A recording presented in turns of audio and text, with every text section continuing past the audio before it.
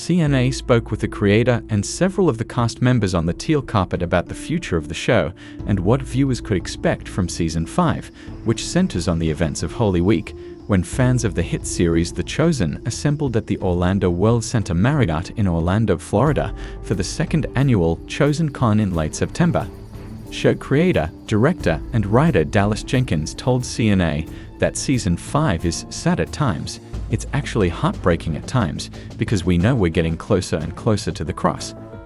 We will see some famous events from Scripture, but given his suffering, I think we will also be drawn closer to who Jesus was. One of the creators of The Chosen, Ryan Swanson, said that Season 5 will really seem like a different sort of series. Following the dread and gloom and foreshadowing of Season 4, this is when the wick is lighted. When asked how the writers get ready to depict the significant and historical events of Holy Week, Swanson underlined the need of depending on Scripture and noted that as much as 30% of the Scripture is about this week. The Bible provides a great assist since it contains no other section written as chronologically and with clarity as to the events of the week in time as this week. Fully of it is therefore fully set for us. I consider our challenge to be how we present it, particularly to the initiate, in a fresh manner. Swanson said, "We are trying to tell the story honestly, factually, historically, but also to give it that chosen twist of what were these moments like for people who would have been there." Elizabeth Tabish, the actress playing Mary Magdalene, said she has tried to not think about that too much. She knows what lies ahead for her character and the pivotal events she is involved in. It's intimidating. I truly want to honor that period in the Gospels and do properly. I am therefore a little anxious, she remarked. Regarding getting ready, I believe I will just pray a lot about it. Vanessa Benavent's Mother Mary role will also be going through hardships in Season 5. I still find it difficult to exactly understand how she must have gone through this, Benavent informed CNA. She understands her son needs to carry out his mission, but at the same time he is her son. That's the thing, you as a mother have to learn how to let go of your children. In this situation, you know you're letting him to do something that will meet his end. With my 2024 brain, being a mother myself, it's so humongous, it's so big, and I always go down to her faith must have been just as big, because it's literally every mother's nightmare what she will be going through in the next couple of seasons. While it was still winter when lucky fans were allowed to see the selected Season 4 in movie theaters, it was the beginning of summer when everyone else got to watch the season for free on the selected app and website. Now that it is fall, we are justifiably wondering what will happen to the 5th season of the show. It's great that while many streaming shows tend to drop just 8 episodes every couple of years, The Chosen has been consistently releasing its seasons year after year. Recently, the show's team made a big announcement on their YouTube channel that gives us a solid hint about the new season's release date. Plus, there's a sneak peek of Season 5 to check out. I'm excited to chat about all of this, as you know I love discussing every little update about The Chosen on this channel. This video will so, there's this video that shows some intense footage of Roman soldiers in action. It gives us a glimpse of a pretty rare scene where they kick down a door to make an arrest.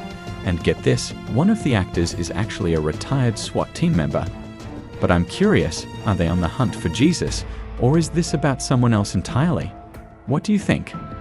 As the same video also goes into the plotline that has been developed for the pilot episode of Season 5, I cannot wait to read your theories in the comments section below. The young governor is attempting to deal with a variety of these issues at the same time. On the one hand, there is his wife Claudia, who continues bringing up the subject. One behind-the-scenes video also focused on him, but this time he is interacting with the Jewish high priest Caius. The clip demonstrates how much The Chosen portrays Pilate as an inexperienced young governor who is easily manipulated by others, despite the fact that in one scene Caiaphas reveals that he has made the decision to arrest Jesus. He does not communicate that decision with Caius. Seeing these strange visions, on the other hand, causes Atticus to become overly frustrated with him, which ultimately leads to an altercation. It appears that the character of Pilate will be further developed in the 5th season. Not even a pilot. Do you enjoy it? The Chosen portrayal of Pilate and Caiaphas, tell me in the comments where you may catch a glimpse of a deep dive into Judas, whose plotline will be one of the most significant in Season 5 due to the fact that it's going to be one of the most important. confirmed that he had betrayed him. The Garden of Gethsemane will be the final scene of the season. In the footage, the writers in Luke demonstrate how his betrayal did not occur all of a sudden, but rather has been a gradual one. Luke, in particular, has a great perspective on his character and the circumstances that led him to the betrayal. He has given up his job, he has given his house to his sister, and he has put all of his chips on the table in Jesus. As a result, he does not really have anyone to whom he can confide, and he is alone, so he does like a prisoner. Just a little bit of a problem, it is only a small amount of money that he takes. The writers also had a great understanding of Judas's character. Judas is always thinking about how he can do the right thing, and his excessive focus on perfection is really detrimental to his spiritual well-being. What he is not yet prepared to do is accept that he has created his own expectations that are not accurate.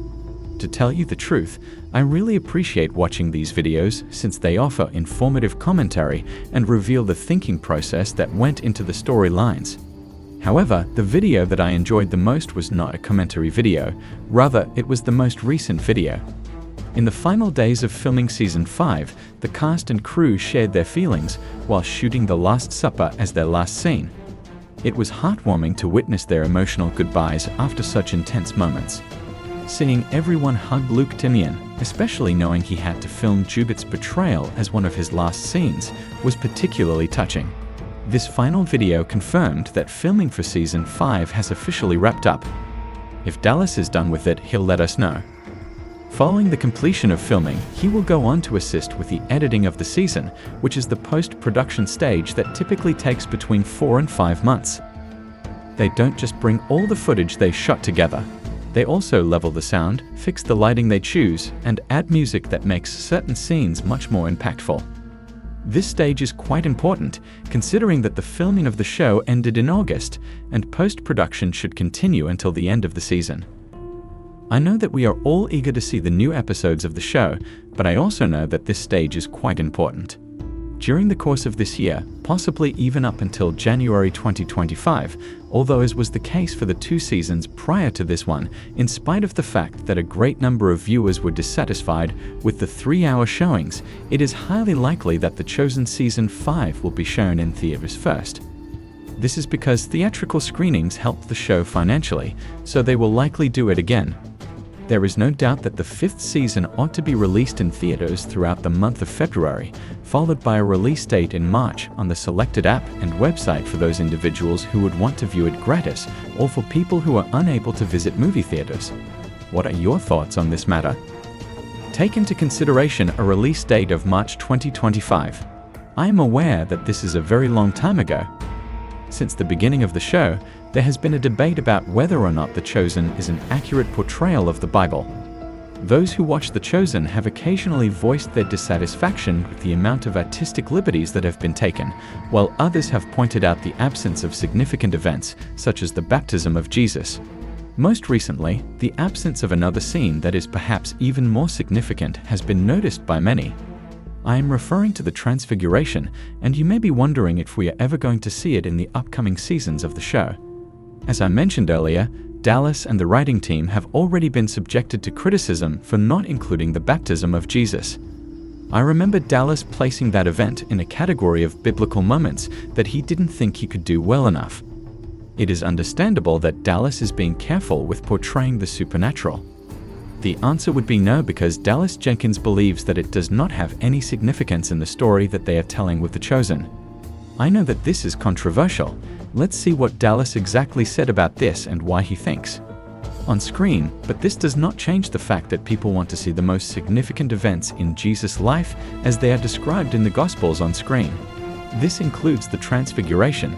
In the Gospels, the Transfiguration of Jesus occurs after Peter's proclamation and before the raising of Lazarus. In an ideal world, the Transfiguration would have been depicted in Season 4 of The Chosen. However, the raising of Lazarus already took place in Episode 7, so perhaps you are anticipating that the Transfiguration will also be shown as a flashback scene in Season 5. Fans stated in a Facebook post that they wanted Dallas to include the Transfiguration in The Chosen since they thought it to be an important part of Jesus' story. However, Dallas has already closed the door on that possibility. In response, Dallas made this stunning remark: "People keep saying that the Transfiguration would be an important scene, and I'm confused as to why and what purpose it would serve for our story." During an interview, Dallas went into further detail about this topic, and I will show you the video clip in a moment. However, I am really interested in hearing your comments on this matter. What did you think about it? I don't understand how Dallas would miss the opportunity to show a major event that impacted and changed the lives of men like Big James, Peter, and John who were present for the Transfiguration. The Transfiguration is very important because it reveals Jesus in full divinity, which in turn is meant to console Peter, Big James, and John and strengthen them during his time on earth. Dallas was being mean when he asked what purpose the Transfiguration would serve the story on the show. Considering that the show is about the lives of the apostles as much as it is about the life of Jesus, I don't make sense. In addition to the apparition of Moses and Elijah with Jesus, the themes of passion and death bring attention to the fact that the messianic promise has been fulfilled. Let us listen to Dallas expound on the reasons he chose not to include the Transfiguration in his presentation. The podcast, Against Current, featured him as a guest, and he talked about this subject during his appearance.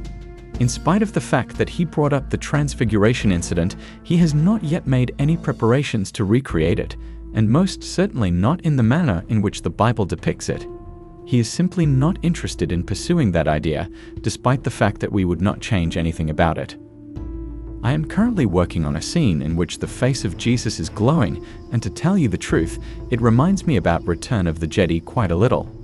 If you were to try to persuade me to move in that route, it would take quite a bit of effort, and I just can't envision myself doing that right now. I am being really honest when I say that this is not at all a part of our plan. On the surface, it appears like Dallas's primary focus is demonstrating his devotion to Jesus through all of those lights. It was quite a display for a show that focused on the human side of Jesus, which is something that I completely comprehend. On the other hand, it is rather disheartening to observe that Dallas could not have completely appreciated the significance of the event when he said that it might appear to be out of place. This is not something that should be the case in the show, and it is not something that is found in the Bible either. And do you concur? I have a feeling that Dallas might be having trouble visualizing how to bring the Transfiguration to life on screen, and that he might benefit from working with other people who have a clear vision for it. Incredible things could happen if he is able to pull it off. During the moment of walking on water, he is able to successfully manage the Transfiguration. However, the problem is not only Dallas's opinions about how the scene would look like. It is also about him believing that the Transfiguration does not hold an important place in the story. Let's say as much as the raising of Lazarus in the same interview right after he talked about not wanting to do the Transfiguration. The Season 3 finale did show that The Chosen is ready for big moments and has the budget to sprinkle in a major moment if it wants to. However, the problem is not only Dallas's opinions about how the scene would look like, but it is also about him believing that the Transfiguration does not hold an important place in the story. Lazarus's resuscitation and the significance of this event to the narrative watcher, clearly I don't think it's a spoiler to tell you we're probably going to be covering Lazarus because it's a crucial part of the story for the sake of the disciples, for the sake of the glory of God, and for the sake of the resurrection of Lazarus from the dead. Jesus allowed Lazarus to die in the same way that he could have healed him before he died. He allowed him to die so that he could raise him in front of people and demonstrate the glory of God. For the sake of those who were watching, as well as for the sake of his adversaries, who, as a result of the resurrection, had reached the official moment, like, all right, that's it, no more messing about, he needs to leave. Therefore, that is a significant portion of the narrative, and we are going to make sure that we discuss it with you. On the other hand, there are no major miracles that we would have to include in order to incorporate them into the narrative. In the narrative that Dallas fabricates in his head, the resurrection of Lazarus is a more significant event than the Transfiguration occurs. I suppose he believes that it is more important for the story that comes after it, which means that the resurrection of Lazarus is what causes the religious authorities to view Jesus as a greater danger. Nevertheless, why not show both of them? Is there still a possibility that we may see the Transfiguration as a flashback scene? possibly due to the fact that Dallas had previously stated that he would not perform the walking on water scene also, but he ultimately decided to do it and did it flawlessly. Therefore, it is possible that one of his co-writers will be able to convince him to add the incident as a flashback, and we will be able to obtain it as a flashback. Despite the fact that it is a very little likelihood, fingers are still crossed. What happened in The Chosen Season 3, Episode 6? The 6th episode of The Chosen appears to serve as a kind of turning point for the 3rd season of the show. Despite the fact that Episode 6 is juggling a large number of different plotlines, many of these plotlines only received 1 or 2 scenes.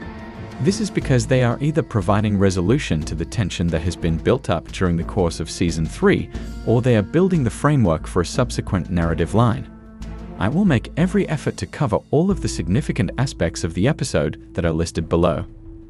While Jesus is praying earnestly in the Garden of Gethsemane, for example, Matthew 26:36-46, the 6th episode begins with a vision that is both gloomy and bizarre. In this vision, we see the disciples sleeping. At first, they nearly appear to be unresponsive. After having this dream, Pilate's wife wakes up feeling upset and troubled.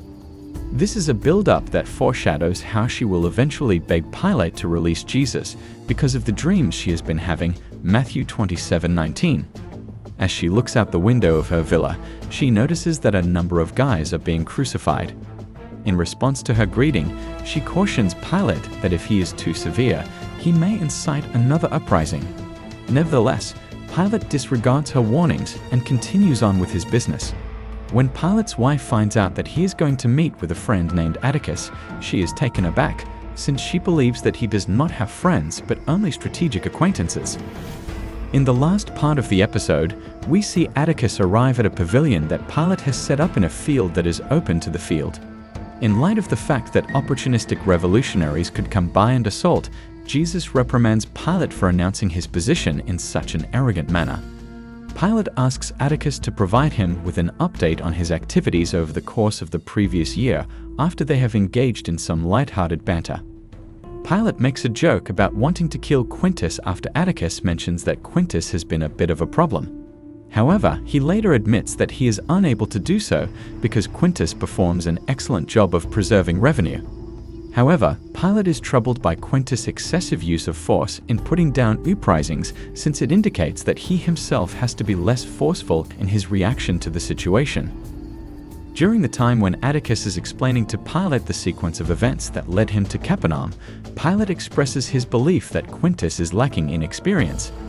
Pilate takes pleasure in being in a region that is relatively inconsequential and backwater during a period of relative peace. He even considers the Jews to be charming, with the exception of the terrible high priest Caiaphas. Additionally, he desires for there to be peace, and for Rome and the Jews to continue to be content. After requesting that Atticus go back to Capernaum in order to keep an eye on Jesus, Pilate displays his confidence in Atticus' judgment and assures him that he will pay attention to any intelligence or advice that Atticus may provide. The viewers are reminded of the enormous danger that Jesus and his disciples were taking at this stage in their mission as they see criminals being crucified in the opening sequence of Episode 6. In the very next picture, we see the disciples sharpening knives and spears, which is an indication that they are also aware of the dangers and are looking forward to them with apprehension. When Matthew arrives and inquires about what they are doing, the other apostles explain that if a lady like Veronica was able to push through and touch Jesus without his consent, then other women would be able to do the same thing.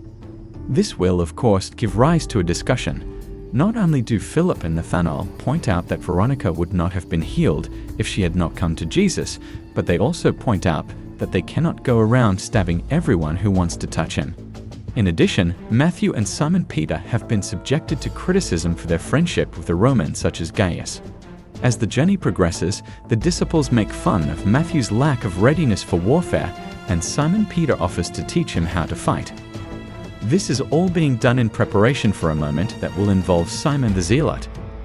It has come to Nathanael's attention that Simon is sharpening a Sicarii dagger, similar to the one that he had discarded when he started following Jesus. It is his intention to discover the reason behind Simon's decision to purchase a new dagger rather than merely honing a blade that is more commonplace like the others. In the event that Nathanael is unable to extract anything from him, he invites little James to his house. When little James is around, Simon Z confides in him about the fact that zealots are pursuing him. James begs him to relay the information to Jesus, but Simon says that he does not want to engage himself because he wants to protect Jesus.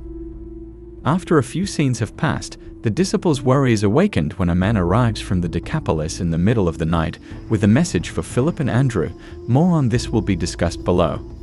And once more, when emissaries from John the Baptist arrive, the disciples are concerned about whether or not they are sent by John the Baptist. With the intention of confronting the zealots who are chasing him, Simon the Zealot travels to the tent city. Instantaneously, he discovers that he is encircled. On the other side, rather of engaging in a fight, he falls to his knees, prays, and reveals to the zealots that he has abandoned the order in order to follow the Messiah, since the kingdom of heaven is becoming closer. Due to the fact that Gaius is in close proximity, they refrain from attacking while simultaneously making fun of Simon and questioning the reason why Rome is still in control if the Messiah has arrived. The Messiah has not arrived in the manner that they had anticipated, according to Simon's explanation. Despite this, Simon declares that he has renounced his dagger and stopped following the path of violence after seeing his brother recover from his injuries. Once Jesus has returned to town, he immediately begins to perform miracles in the vicinity of the location where Simon and the zealots are currently engaged in their standoff. Evidently, the chief's zealot is filled with admiration. As well as witnessing Jesus' interaction with the local Pharisee, he was present throughout the response that Jesus gave to John's disciples. During the time that Jesus is urging people to not ignore the call to repentance and salvation that he is presenting, the zealot appears to be paying attention. After that, Simon Z inquires of the zealot whether or not he comprehends the situation at this point. According to the zealot, he has a limited understanding of the situation, but he is aware that Simon Z has not demonstrated a lack of faith. In spite of the fact that some of the other assassins appear to be less convinced, the chief zealot asserts that he must discover his own way and swears to return to the order in order to tell what he has personally witnessed. At the beginning of the 6th episode, Gaius makes his way to Quintus' headquarters. After inquiring as to whether or not Gaius has ever had a younger brother who has been a snitch, Quintus explains that Atticus is going to go to Pilate in order to snitch on him. This is unfortunate news for Quintus because he will want Pilate's support in order to advance in his career at any point in the future. Although Gaius tries to convince Quintus that his track record speaks for itself, Quintus is not reassured and instead criticizes Gaius for his inability to maintain control of the tent city through his actions. In the 2nd episode, Atticus offered a scheme to impose taxes on the people who lived in tents. However, the plan was unsuccessful since none of the people had any money and the preacher, who is Jesus, had returned, generating even more spectacle and mayhem. Gaius asks Quintus how he might set things right, and Quintus advises him, in a half-joking manner, that he could kill Jesus. However, Quintus later admits that this would lead to a revolution and other problems. In its place, he instructs Gaius to eradicate the tent city by locating pre-existing regulations that he is able to enforce, for example, construction codes and health codes, in order to expel the inhabitants. The manner in which Gaius reacts to Quintus is icy and unfeeling. In the future, we witness Gaius conducting a patrol in the tent city. On the other hand, after witnessing the predicament of the people, Gaius decides to assist the pilgrims rather than force them to leave. The fact that Jesus begins to perform miracles in the vicinity is still another thing that impresses him. However, when the tensions between Jesus and the Pharisee begin to build, he uses the restrictions that Quintus has put on meetings of 25 or more in order to prevent the conflict from becoming more severe. When the Pharisee continues to harass Jesus, he even pulls his sword on him despite his best efforts. The disciples of John the Baptist hold a meeting with Simon Peter, James, and John, who put them through a series of tests to see whether or not they are spies with the intention of bringing down Jesus. However, even when they have established their identities, they are all required to wait for Jesus to come to town before John can give his message to them. They make their way through the crowd to the location where Jesus is performing miraculous healings, healing the blind, the mute, and the lame. When they hear the rumor that Jesus is returning, they make their way there. The crowd also contains a number of other characters, including the angry Pharisee from episode 5, Gaius, the Zealot, Yusuf, Jairus, and Barnaby, the man with a limp from season 1. Simon urges the disciples of John to convey their message to Jesus during their conversation. They are among the disciples who heard John refer to him as the Lamb of God, who takes away the sin of the world. John 1:26-34. He recognizes them as being among those disciples.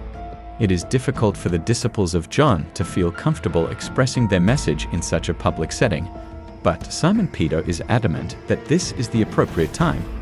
John is interested in determining whether or not Jesus is, in fact, the one who is to come, also known as the Messiah, or whether or not they should look for someone else. In response to the query, Jesus does not appear to be bothered by it, but rather makes the connotation of the Messiah clear. He emphasizes to the crowd that John's impatience is completely human and understandable. He instructs them to report everything they have witnessed to John, including the addition of the deceased to the category of miracles, and to reassure John that all will be okay. In front of the audience, the local Pharisee expresses his outrage and accuses Jesus of speaking in a demonic manner. In contrast to the Pharisees, Jesus uses this opportunity to make it clear that he is not rebuking John despite the fact that he acknowledges John's baptism and zeal. In his declaration, he asserts that John is the forerunner that was promised in Isaiah 40:3-5 and Malachi 3-5. In light of the fact that John has referred to the Pharisees as vipers, Matthew 3-7, and has been seen as demonic, the Pharisee takes problem with this. Jesus stresses on John's greatness, but he also states that, as John would himself confess, the least in the kingdom is far greater. This is something that John would admit. He then goes on to compare the Pharisees to spoilt children who refuse to participate in any kind of play, regardless of whether it is a make-believe wedding or a funeral. Both John's solemnity and Jesus' pleasure will be rejected by the Pharisees. They will not accept anything. They assert that they are wise, but the only way to prove their wisdom is via their actions. Jesus implores those who are listening to him to not disregard the message of redemption and repentance, as well as the evidence of God's kingdom in the lives that they have witnessed being transformed.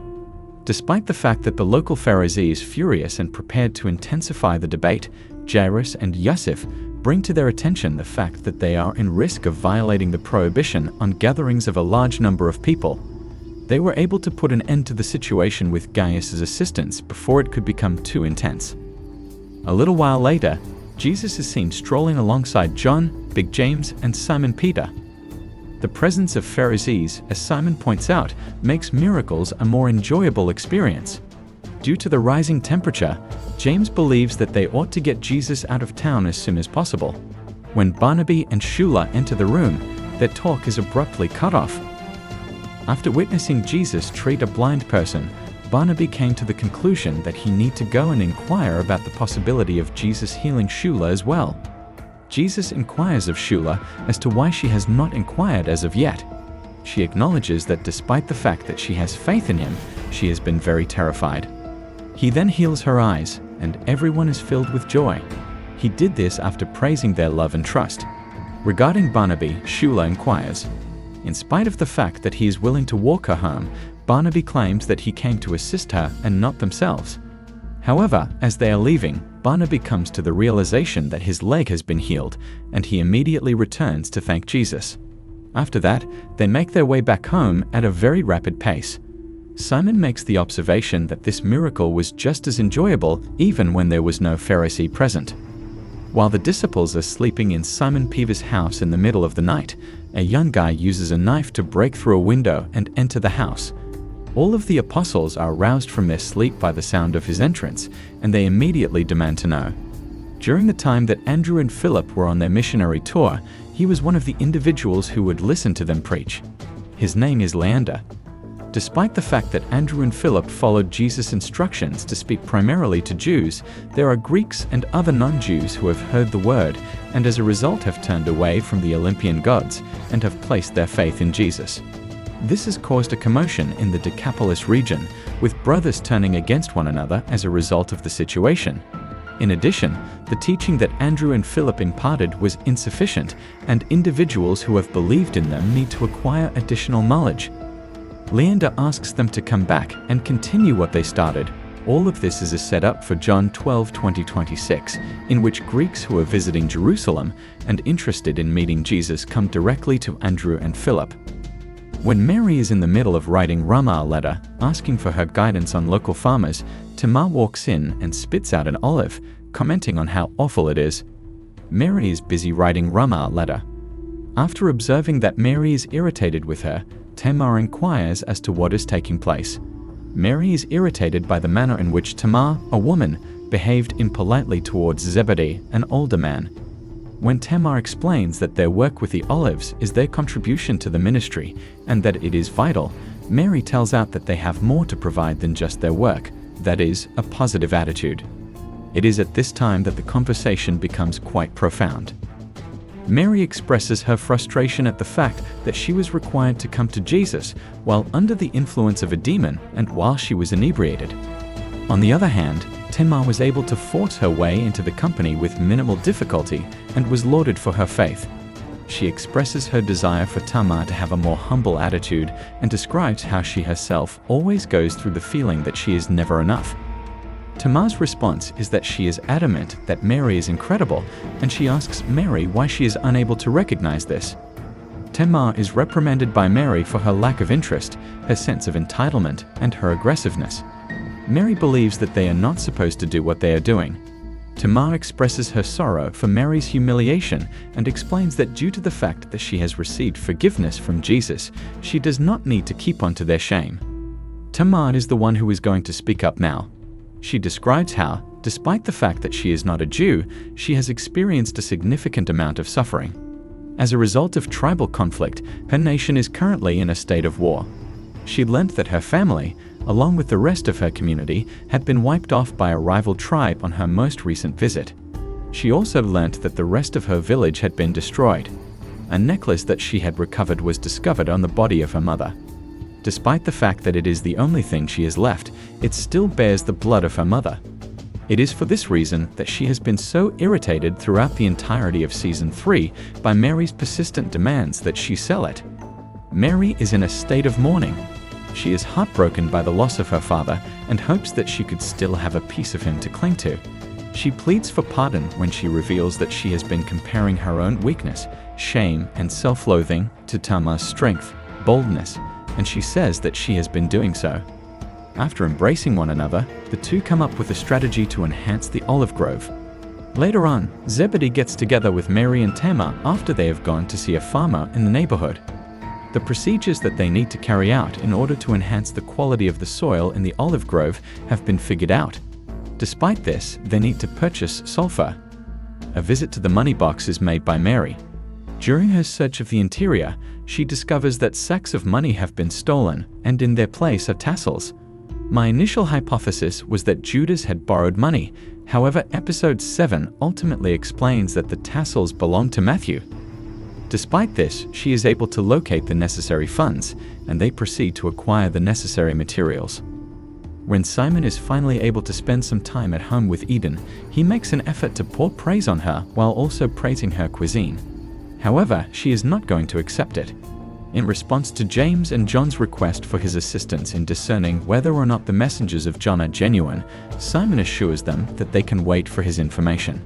It is his hope that Eden will be impressed by his ability to decline work opportunities. Nevertheless, she has already walked away from the table.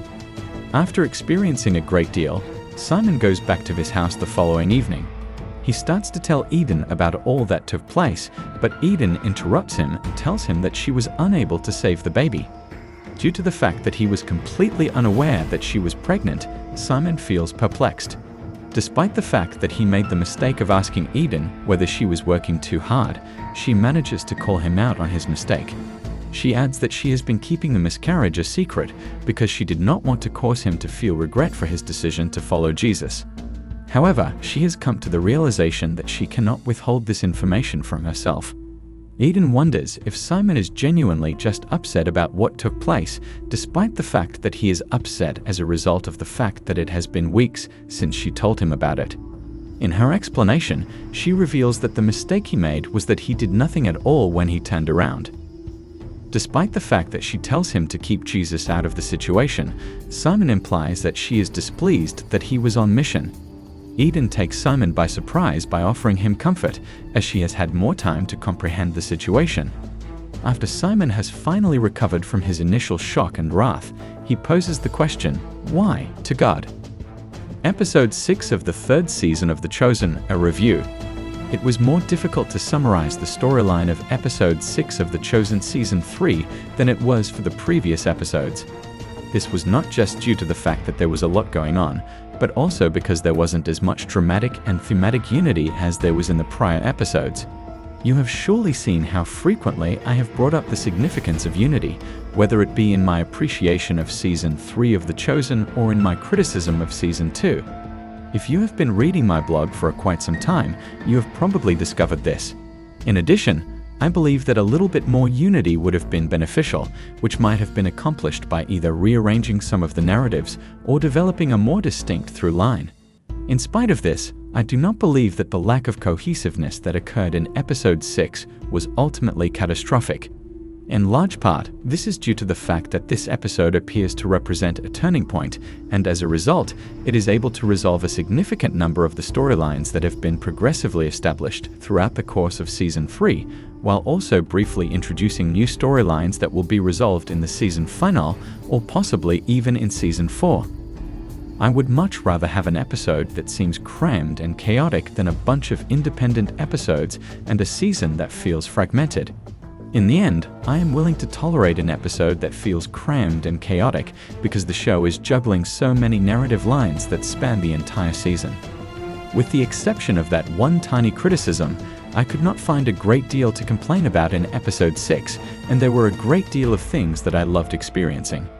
I was quite pleased by the show's ability to transform Jesus' speech about John the Baptist into an interesting set piece in its own right, while also progressing various side narratives through the emotions of the individuals who were watching. This was a very impressive feat. Something quite similar was done by the program with the Sermon on the Mount, but this particular scene was somewhat more complicated. Pilate is something that I am looking forward to seeing more of. When compared to what I've seen in previous adaptations, he has a more charismatic personality, which is interesting. Pilate is not a violent savage who is out for blood, but he is also not an innocent man who is in a difficult situation. I have never been able to figure out what to make of the portrait of Pilate that is found in the Bible. I am able to comprehend how the Pilate that we witnessed in Episode 6 may be fitted into the story that is presented to us in the Gospels. The dialogue that took place between Tamar and Mary Magdalene provided several layers of richness to both of their characters and made them feel extremely relatable. Both of the actresses gave outstanding performances. Regarding the exchange that took place between Eden and Simon Peter, I concur. A clean bow would have been an easy way for the program to wrap up their problems, but they chose not to. In its place, both characters have been given the opportunity to make slow progress while simultaneously reacting to their loss in a manner that is real and untidy. Once more, Lara Silva delivered an outstanding performance. Since Simon Z is not one of the central apostles, it was a pleasant surprise to see him receive some attention from the media. The meeting with the Zealots was tense, and to be honest, I had no idea what to anticipate going into it. The scenario involving Shula and Barnaby was really touching. A wonderful conclusion for two side characters that are immensely lovable. 6th episode of the third season of The Chosen, Key Themes. During my examination of Episode 5, I observed that the apostles were becoming increasingly suspicious of one another and frightening of one another. The uneasiness that the apostles are experiencing is brought into much more light in Episode 6. Their anxiety manifests itself in inconspicuous ways, such as the fact that the apostles must determine whether or not John's disciples are genuine, and that Big James asserts that Jesus ought to leave town as soon as possible. In the moment where the apostles are sharpening knives, however, we witness them getting themselves ready to engage in physical violence in order to protect Jesus. This is the scene in which it becomes most evident. The argument regarding whether or not they ought to have attacked Veronica in order to prevent her from touching Jesus against his will is particularly alarming and exemplifies how the apostles are not in sync with Jesus.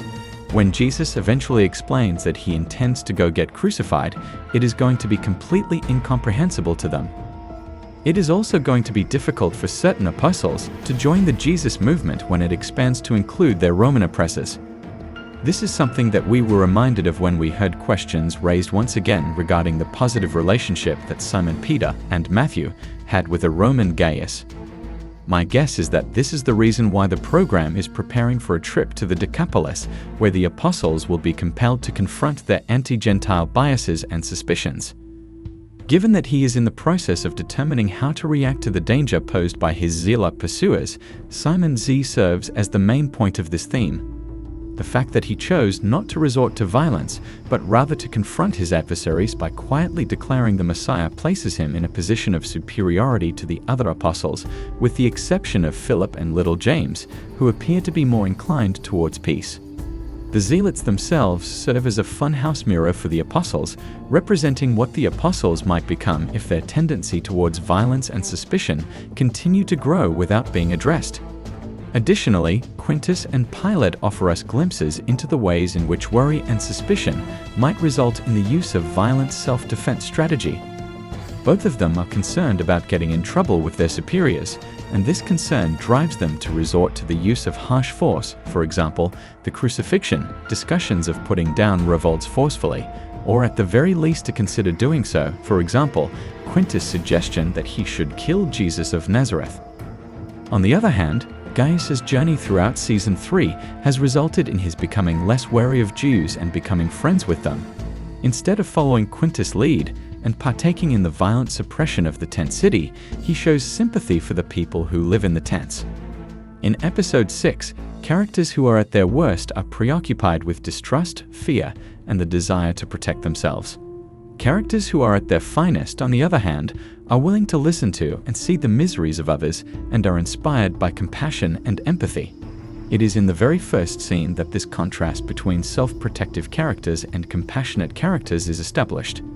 Pilate's wife sees the pain of Jesus via vision and the suffering of the crucified criminals and feels compassion for them. On the other hand, Pilate is only concerned about the political calculus of protecting his own position.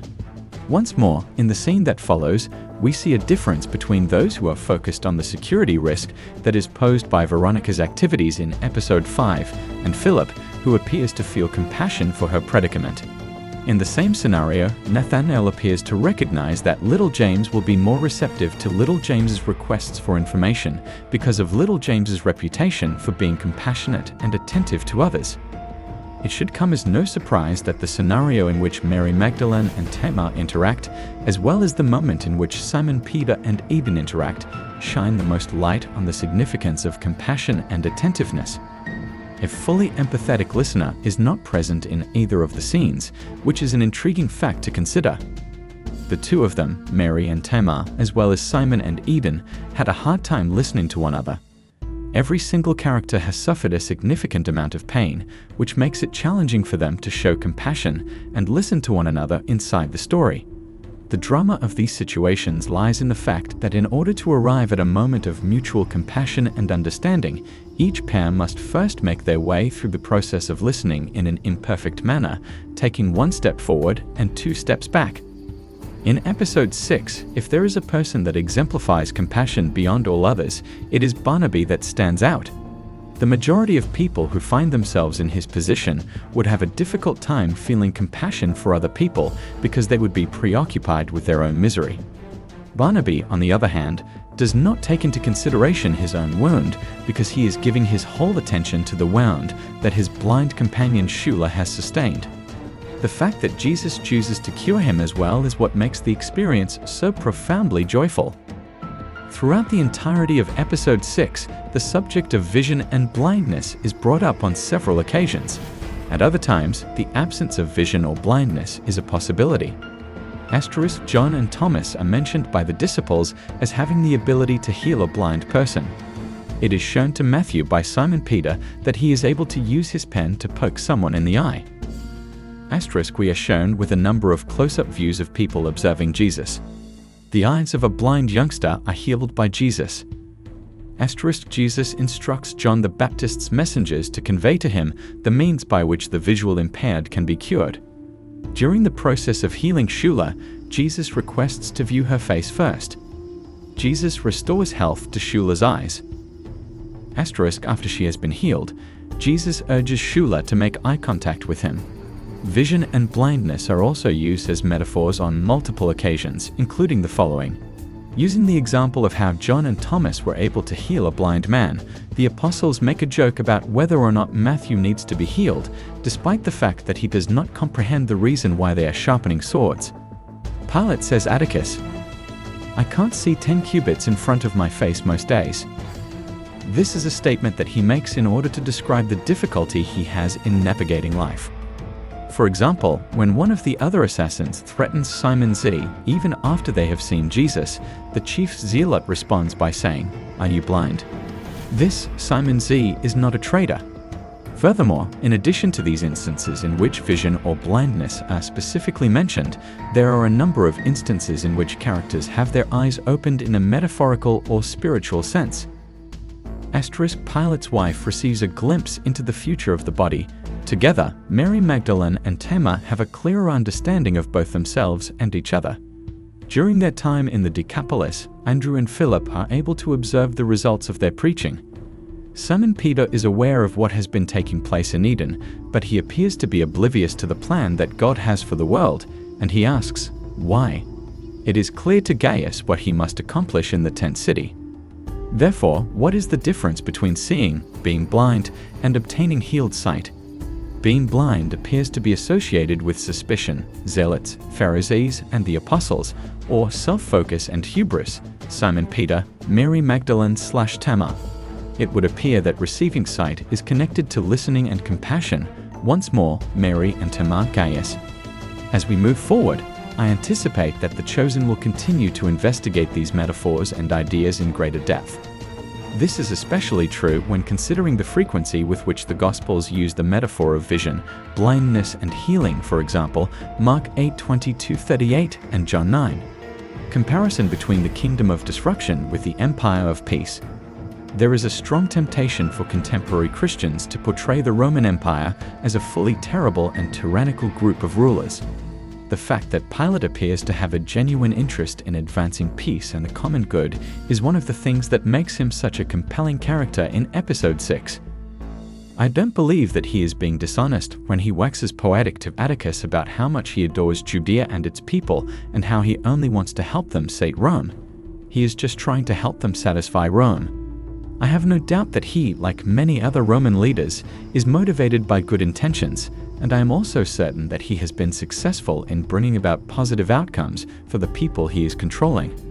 When compared to the other episodes, episode 6 focuses on the upheaval and chaos that has been caused by the Jesus movement. The apostles are informed by Leander that the entire Decapolis is ablaze as a result of the fact that Gentiles are fleeing the pagan temples and turning to the gospel. One of the lines that is told to us is that it is brother against brother, which is reminiscent of the famous proclamation that Jesus made. Be not under the impression that I have arrived on earth to bring about peace. I am not here to bring peace. Rather, I have brought a sword. My purpose is to bring about a situation in which a man is pitted against his father, a daughter pitted against her mother, and a daughter-in-law pitted against her mother-in-law. And a person's friends and family members will be his or her greatest adversaries. Exegesis of Matthew 10:34-36. When seen from a surface level, Rome looks to be the protector of peace, sometimes known as the Pax Romana, but the kingdom of Jesus appears to be a source of disorder and strife. However, upon deeper examination, we see that the Roman peace is founded on the violent repression of prospective adversaries, whereas the development of the kingdom of Jesus is due to disciples like as Simon Z who refuse to protect themselves and instead confront their adversaries in a self-sacrificing manner while offering compassion. I've been thinking about the snake armlet that Pilate wears at the beginning of episode 6, which is a completely visible piece of jewelry. In light of the fact that Pilate is portrayed in The Chosen as being fairly personable and even likable, the armlet serves as a clear reminder to viewers that he is, in the end, a snake. It is likely that he will bite Jesus, just like the snake that we saw in the vision that we had in Gethsemane. To my mind, however, there is a more profound significance. In the 3rd chapter of Genesis, the snake that connives Adam and Eve offers them a favorable consequence. the capacity to distinguish between good and evil, in order to convince them to reject God's instructions and engage in destructive behavior. There are various ways in which Rome and Babylon, along with all of the other major kingdoms of this globe, engage in the same behavior. They provide positive consequences, order, peace, and economic flourishing in exchange for the human race's participation in immoral activities such as the violent suppression of opponents and the demand for worship. On the other hand, the kingdom of God is dedicated to doing what is right, expressing compassion and love for those who are opposed to it, and granting forgiveness, despite the fact that there may be unfavorable results in the near term. One thing that will pique my interest is the extent to which the chosen delves into these relationships and the contrast between the tranquility that Pilate maintains and the disruption that Jesus brings about.